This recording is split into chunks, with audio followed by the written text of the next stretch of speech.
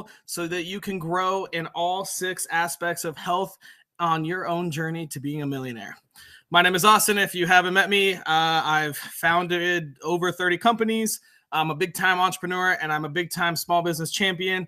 But here today, my whole goal with this TV series is to share as much knowledge as possible that's simple, so everybody can improve in all 6 aspects of health. Today, we've got 3 awesome entrepreneurs. We're focusing on financial health through entrepreneurship.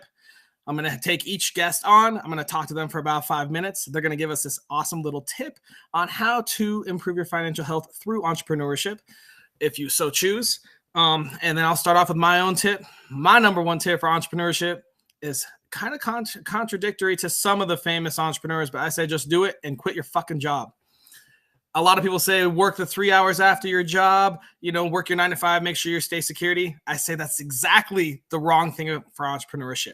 It's not about security. When you quit your job, I guarantee you're going to find out how to find success. You're going to find money. You're going to find revenue, and you're going to learn everything you can because your entire fucking income depends on it.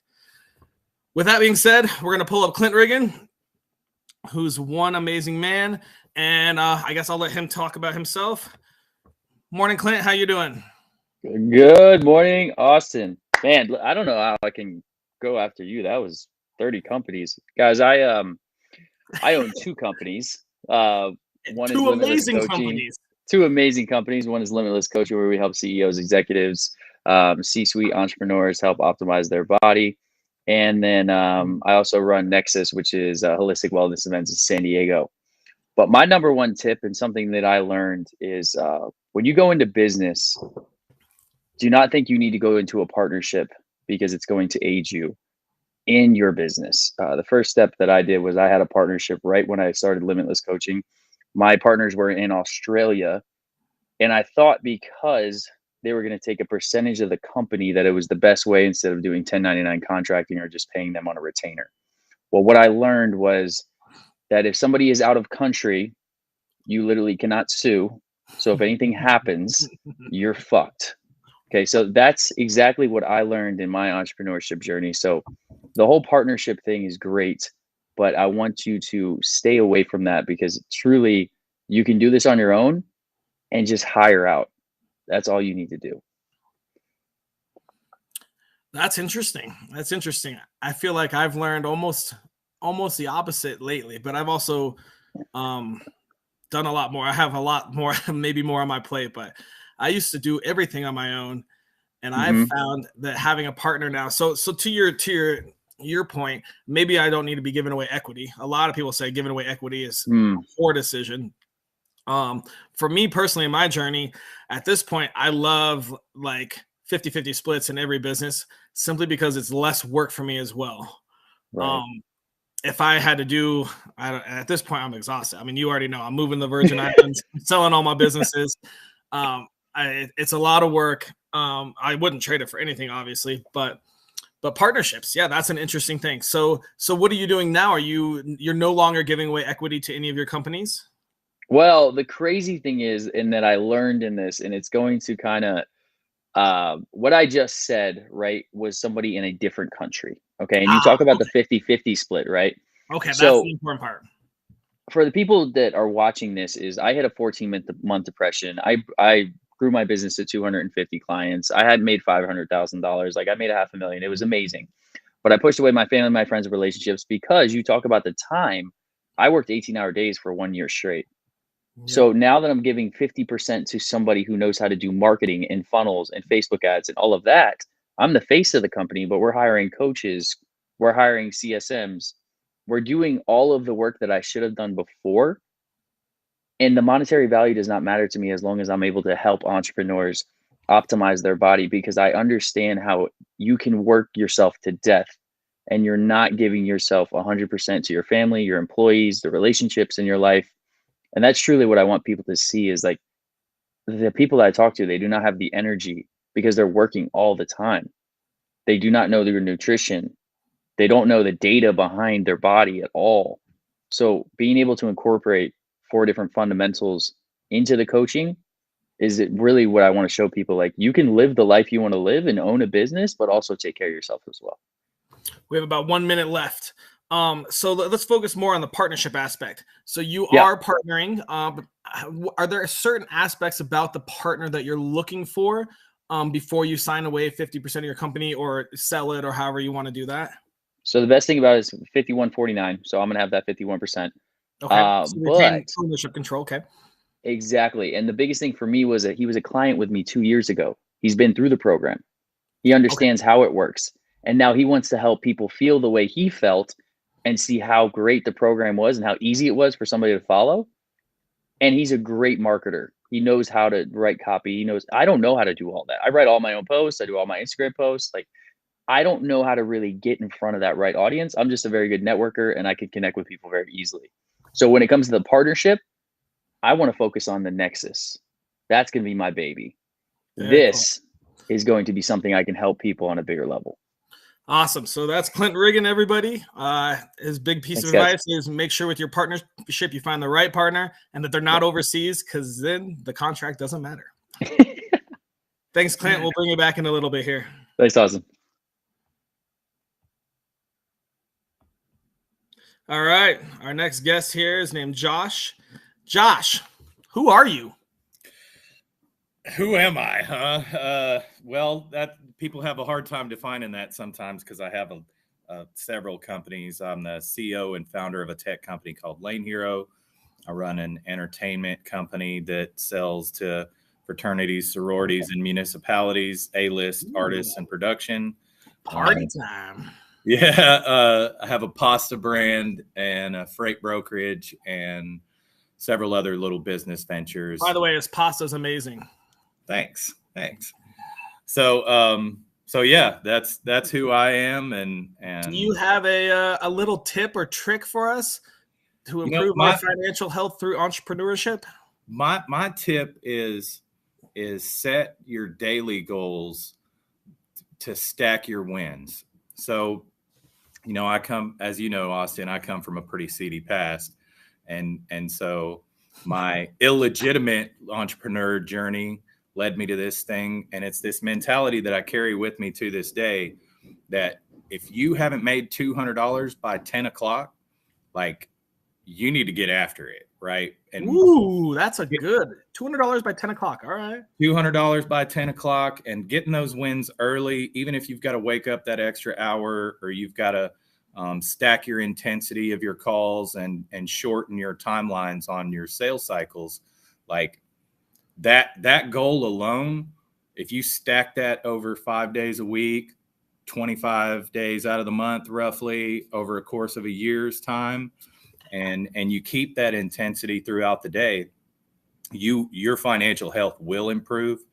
And then even going one further than that same intensity and going hard for, your family and your employees and your, relationships and your friendships is all the same thing. So, get up and get after it.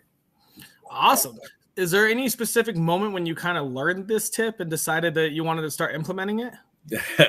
Well, where I learned it from was selling drugs early. 10 a.m. was when your drug sales had to be at 200? Yeah, you had to make 200 by 10 a.m. or you were losing rank and you were not getting as many fronts and you weren't getting the opportunities that other players in the game were. So I just, my story is that I put down that life and transferred a lot of those skills into legitimate business. But to this day, like after I do my golden hour meditation and stuff, like I'm on the phone or I'm in my email and I'm making that outbound type of reach to create and generate those sales. I'm not passively waiting for that stuff to come to me and attract to me. Although I have marketing and I have lots of other things that get my name out there, at the end of the day, outreach is where it's at, and making those touches consistently throughout the week and the month and stuff on your existing clients is where you create more revenue. Very cool. Very cool. We got about less than a minute left. Any last tips or tricks you want to talk about with that? What gave you the number 200? There's just your own personal goal? Well, it was just kind of one of those things where if you make 200 over 20 days, 25 days, you hit the type of revenue that you're looking for. Okay. So obviously you could change that to 100 if you're just starting out, or 500 if you're $5, $20, like, any of that that's going to get you to your goals, because it's just a reverse engineer of a goal, essentially. Correct. Yeah. Okay. So if you're just starting out, I mean, your first day, you could say, I need to make $5 by 10 a.m. Yep. And then the rest of it could go. If you're month 2, you could say $10 by 10 a.m. Stack it out. As you're building and building, you just got to set your goals higher and higher. But you can start out as small as $5 by 10. And, even if you're doing a side hustle, or, you still got your 9 to 5, maybe your 9 to 5 starts at 9. Maybe you have a goal of, $5 before 9, before I go to work. Or, like in one example of a friend of mine who's actually a pretty famous person, they were working at Jimmy John's, but they sold weed out of the drive-through, and their same goal was 200 by 10 a.m. at the drive-through in Jimmy John's, and the drive-through opened at 9 a.m. So like they had this hour window to make what they were trying to make for the day. Oh, and now they're a very famous rap artist. So like, oh boy, I think I know who you're talking about. We don't have to say what it is. Yeah, well, I don't want to, Yeah, we'll keep that in the DL. But anyway, this is Josh. His tip for the day is set a tiny goal of an amount of money to make before like 10 a.m. I mean, you could really be flexible and say noon, depending on your schedule. If you're just starting out, you could say $5 by noon, something of that sort. If you're just starting out with e-commerce or consulting, maybe one consulting client a day.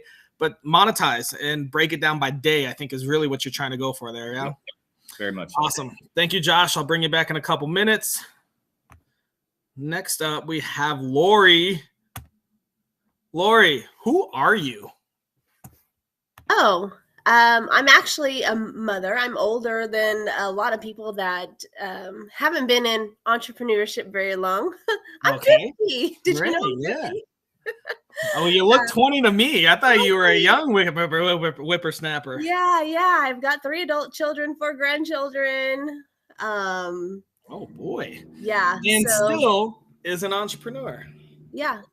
That I'll probably be that until I die, because I just believe that we are the backbone of America, and supporting one another is where it's at. That's what my passion is, to help others, be better in any way they can. I'm passionate in helping others in life, especially entrepreneurs, obviously. But I teach financial education, basically concepts that weren't taught to us in school. I do have a kettle corn business. Yummy kettle corn as well. Also eating that. Note that I know their food companies. Yeah. Yeah. So, that's it, between grandchildren and. All right. Well, do you have a little tip for us for anyone trying to improve their financial health through entrepreneurship? Yeah, definitely be open to education. No matter what company or what you're trying to do, just always try to be better. Educate yourself more. Education. Okay. Yeah. Learn to manage your budget, for one. Obviously reading books and listening to podcasts that will help you grow. Like also. This one. Yeah. Advice. Always save and invest in a way where your money's working for you. Smart. So all those little tips, education is going to be one of the biggest ways. Yeah. Learn how to save, learn how to invest. Watch Millionaires Are Made every week. There you go. Yeah. Great. So how did you kind of learn about this? We have 1 minute, by the way. Well, when I learned about some of the concepts that I was not taught in school, they're not taught in school. Unless you're wealthy, then you know them. But my mind totally shifted. And I was like, holy shit, everybody needs to know this stuff. I wish I would have known it when I was 16 and pregnant, because my life would have been different, but that's not what God planned for me. So now here I am. Now you're a mother and a grandmother teaching others. Yeah. And I'm just trying to build a legacy where my grandchildren will be proud and they'll be set for life. So. Awesome. All right, everyone. Well, that's Lori. We're going to wrap that up real quick here. Her tip is education. Learn about specifically financial stuff, but learning, listening, reading, watching YouTube, doing whatever you can to learn about your financial health. Mm-hmm. Does that sound right, Lori? Yes, correct. Awesome. All right. Well, I hope you guys enjoyed those 3 guests. We're going to go ahead and bring them all back in, and we will take any kind of questions from the audience. Anyone that's watching right now can feel free to input their questions for them. If you like any of these guests and want to hang out with them separately, we'll be posting all their contact info. So if you want to go talk to them one-on-one or go take one of their courses or whatever it is, or just learn, all 3 of them will not charge anything. They'll respond to text messages and Facebook messages, however you want to contact them. They're all givers. So feel free, reach out, say hi, ask them whatever you want to ask specifically. We will probably have more one-on-one longer podcasts with each of them on my other podcast, Arm Brands, in the future. But for now, just contact them. Shoot them a message. They love talking to people and sharing their thing. We're going to bring all 3 of them out right now, and we're going to go talk about each other's tips. And then we're going to come up with a weekly challenge for the next week so everyone can improve their financial health. And so we'll discuss that right about now. Clint, Josh, and Lori. Hey guys. So let's take a couple minutes here, maybe like a minute. Everyone do like 2 or 3 sentences on Clint's tip. So have any of you had any partnerships with overseas partners? Yep. Josh, how'd it go? So it's definitely a complicated thing to navigate, and I encountered the same thing about legally binding contracts. So I have a partner in Italy with my pasta brand. That's and right. We actually had to take and do an incorporation in Italy and an incorporation in the United States to create contracts with both, so that there was some type of accountability. But you know, in particular, Italy, their government is not the most stable thing on the planet, and so like, there's definitely some inherent risk for having an international partner. And I think that that relationship building aspect of it is just so huge, because and everybody understanding that there is bigger risk, because it's like shit can crumble really, really quick. And it only takes that one, not even a wrong move, man. You can do all the right things and something circumstantially happen that just crumbles the whole infrastructure on an international deal like that. Lori, have you ever had an international partnership? No. All right. I'll tell you real quick a couple stories of mine. So back in like 2013, I had a company called Instatricity. We developed power banks when they were really hot before they're like mass produced. And my engineers designed ones that charged iPhone and Android, and the cable hid. So it was like a credit card size, and it charged about 60%, but you could slide it. It was, I think, exactly 4 millimeters thick. So it was about twice the size of a credit card. Wow. Really cool technology. To get exclusivity, so they would only produce it for me out of China, it was like $100,000. I didn't have that money. So I said, whatever, we'll just market it. We ended up sponsoring the Pan Am Games, so every American Olympian had one of them. Really cool time. And my buddy also, he did almost the same thing with a waterproof phone case before they were popular. I remember we went to CES, Consumer Electronics Show, and we saw about 4 to 5 different companies that had his exact same case, because he did not pay for exclusivity either. And at that point, he goes, man, I got to sell my inventory out. As soon as they develop a cool product, they try to produce as much as they can. And unless you have that exclusivity, which, I mean, nowadays, I don't even know if you can enforce that, just kind of like Clint said, like they might sign it and take your $100,000, but they might try to only sell it to like Thailand or maybe different regions or something like that to hide it from you. But I don't know if I really would trust much of anything that you can't enforce legally. So, all right, let's move to Josh's tip. Clint, Lori, I have a feeling you guys have some daily goals. I don't know if it's 200 by 10 a.m., but go ahead, Clint. No, that's a great point, honestly, when you think about like, okay, so I want to make $200 by, you said 10 a.m.? Is that what you said? I am. $200 by 10 a.m. So a big thing that I ran into my business was that I didn't have MRR, so I didn't have monthly recurring revenue. So I was always chasing my next client, right? So what I'm doing differently now is the partnerships that I have, we have monthly recurring revenue. We have percentages, so that every affiliate that we have, when people order supplements, when people order meals, whatever that might be, our partnerships are going to give us a good amount each time. So I know all of my clients are going to need meals. They're going to need supplements. And then also with the hormone replacement therapy, there's a monthly reoccurring on that as well. So that is something so big that entrepreneurs need to know, especially in a service-based business. When you're just searching for the next client, you're gonna burn yourself out. So have a product, have a package, have something that you can actually give and it's tangible that they can use, and then you could sell as well. So that's a great tip, Josh. Lori, you have anything to say on that? That is a great tip. And I kind of like tried that with the kettle corn, but I ended up focusing more on the education aspect of the financial industry. And my goal is just basically to contact at least 20 people a day. Mm-hmm. And 20 people a day. Do you have a set time or like before 5 p.m.? Well, yeah, I have it set up between 9 and noon, and that's a lot of time to contact that many people. Yes, but some people are a little bit chatty. Do you call them or text them or message them? I prefer to call them. I do all, but I prefer to call. But my goal is just to help them, get them on the schedule, to show them some concepts, because we do like 3 schedules, 3 different things. And then whatever they do with the concepts is on them. But I just want them to know. I don't want to leave anybody behind, because like I said, I'm older and I recently learned this not too long ago. And like I said, if I was 16 and again and knew this, it would be different for me. It's a total game changer, and the money will come. So I'm more focused on helping people with these concepts.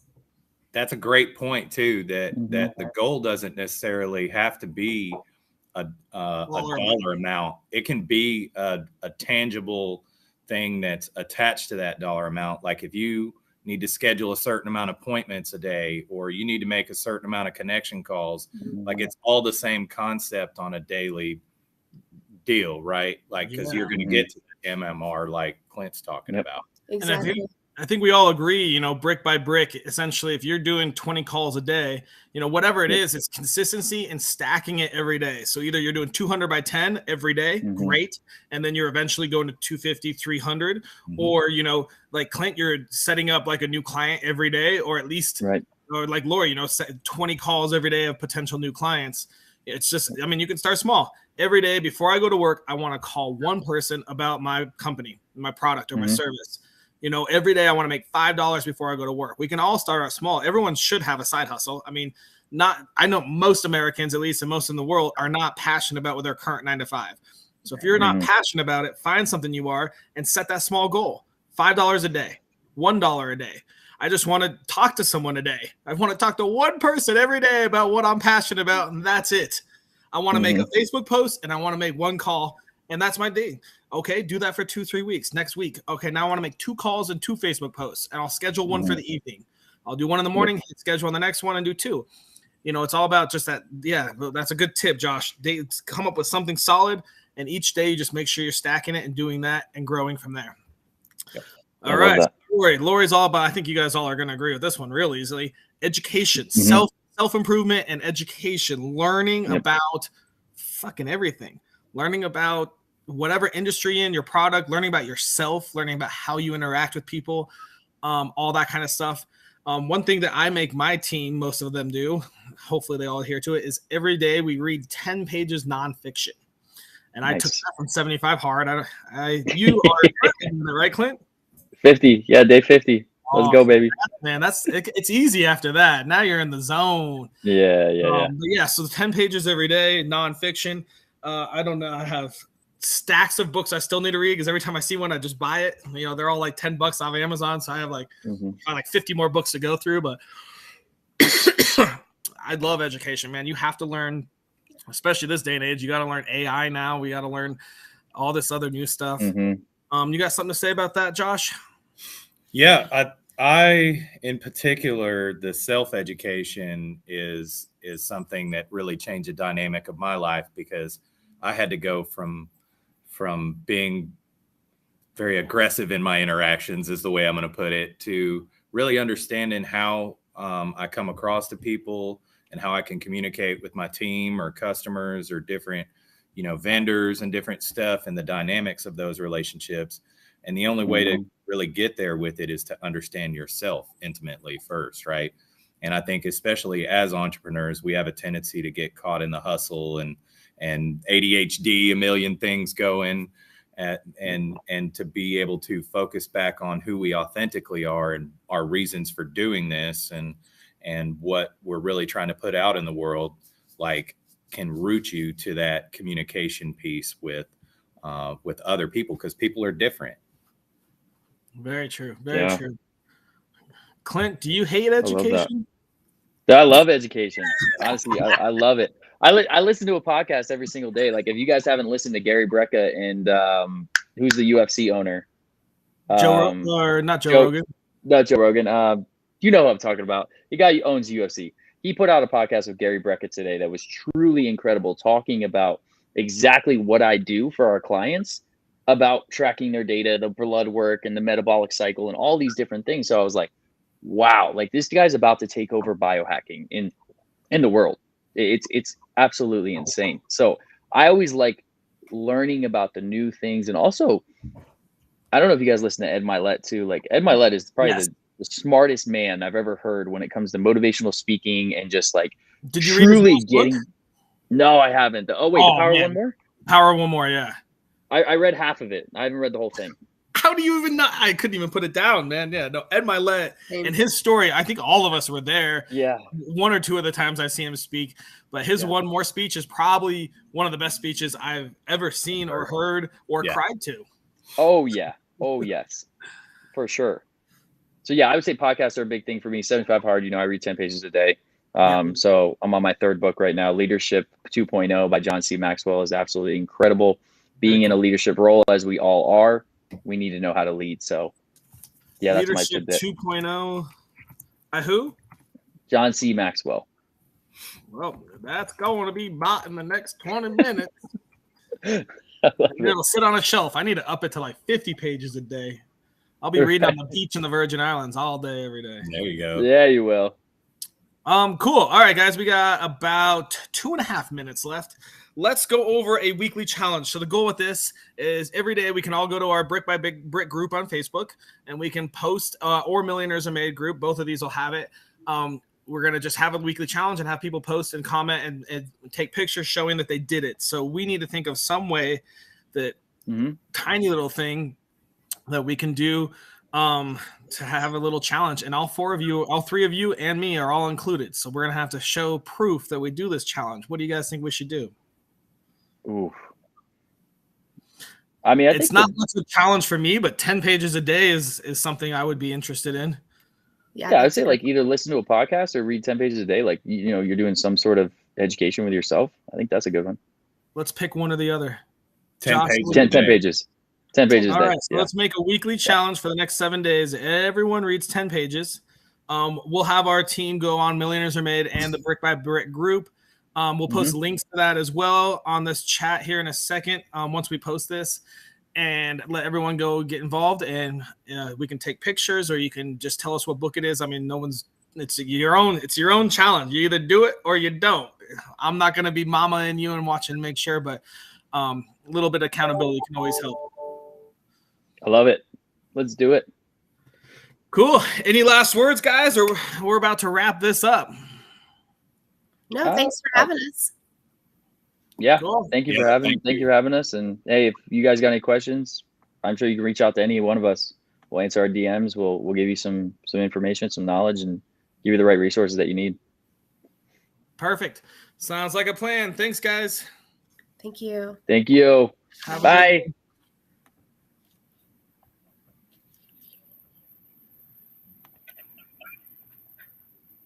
Do we stay here? No, you leave. Go away. No, be gone.